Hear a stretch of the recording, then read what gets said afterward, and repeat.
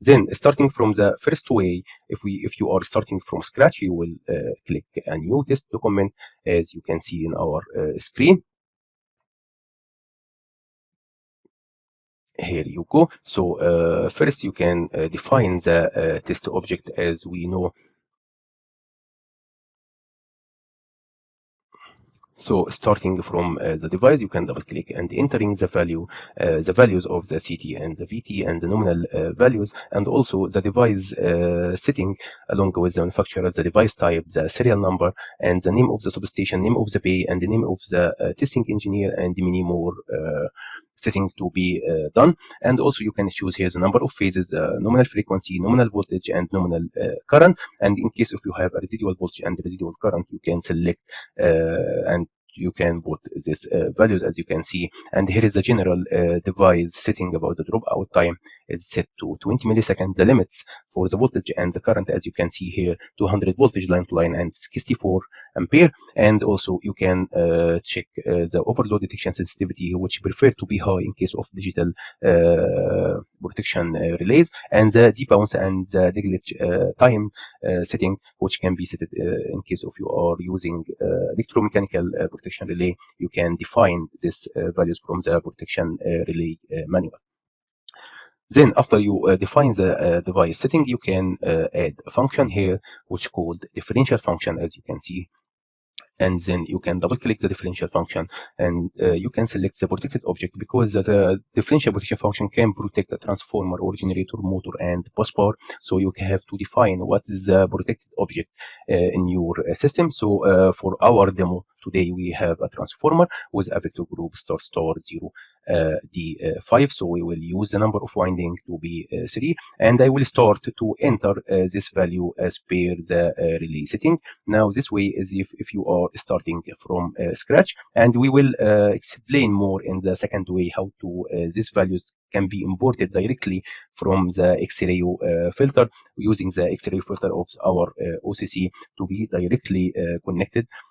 So here you have to define all the values manually if you are starting from scratch. So you can write, as you can see here, to be matched with the protection relay parameter setting, and then you can define the CT ratios in each winding, in primary, secondary, and tertiary winding, as you can see here. And if you have a ground CT, you can put it here by using this tick. But if you are selecting this start point grounding for the high side, it will open for you to enter the neutral CT ratio for the high voltage winding. Then you can go to the protection device and choose the I bias calculation based on the relay protection manual, the protection relay manual, and it depends on the vendor. For our case, we have I primary plus I secondary over K1, and K1 equal 2 in the MICRON B643. And in case if you don't have a protection relay manual, or you don't have the I bias calculation equation, you can press the help button, and it will give you some instruction, as you can see, some instruction about the equation values used in this case, and in many more protection relay types. For example, we are using the I primary plus I secondary over K1, and K1 equal 2, as you can see here for the REVA and MICRON relays. But for other relays such as ABB, RED670, or RET670, it uses calculation the maximum of the I primary plus or I primary or I secondary, and many more. If you need to check and the meaning of any parameter here, you can press the help button and you can dive in to details. And here is the test maximum, which is the maximum time of the test, and the delay time, which is the time between two succeeding points, which is 0.250 seconds, to allow the relay to reset before the second shot or the second point. And here is the IDEF greater and IDEF double greater, which can be imported directly from the relay parameter setting, as we explained. And here is the current tolerance and the time tolerance in relative and absolute value. And if you are using the OCC file, it will detect automatically whichever is greater, and it will take this tolerance band to assess the test result. Then you can check the reference winding to be primary or secondary or tertiary, and also you can select the reference winding, as you can see here, the protected object nominal current or the current transformer nominal current depends on the protection relay. And in most cases, we are using the reference current to be the rated nominal current, not the CT nominal current. Then going to the tab of the characteristic definition, here you can start from scratch to draw, as we learned in the part 1, how to draw point by point. So if you are removing all, so we can define now from point to point. Suppose we are starting from 0 and the IDEF is 0.25 as per the setting. So the end point, which is 0.2, will be 0.83 I bias, and the IDEF is still 0.25, which means this is the horizontal part, and we can add this part, as you can see.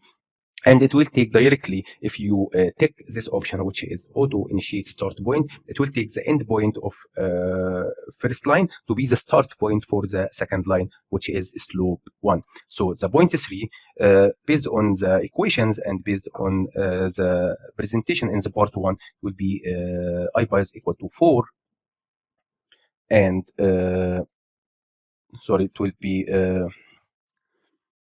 0.83, and it will be 0.5. I bias will be 4 and 1.2. As you can see here, this is the first part of the slope, which equal to 30% or 0.3. And then we can add another part, which starting it will be 4 and 1.2. And the end point of this, it will be 16.57, and the I differential equal to I double greater, which is 10. So we can add this point. So now we have the first, which is first horizontal part, which is IS1. Then we have a second part, which is slope 1 equal to 0.3, and the third part, which is slope 2 equal to 0.7. So once you are finished, you can click OK, and you can go to the hardware configuration. And the first part here, you have to open the device link, as you can see, to connect with the CMC first. As you can see from our screen here, here is our device link, and here is the CMC 500 USH variant, which is online now with my PC.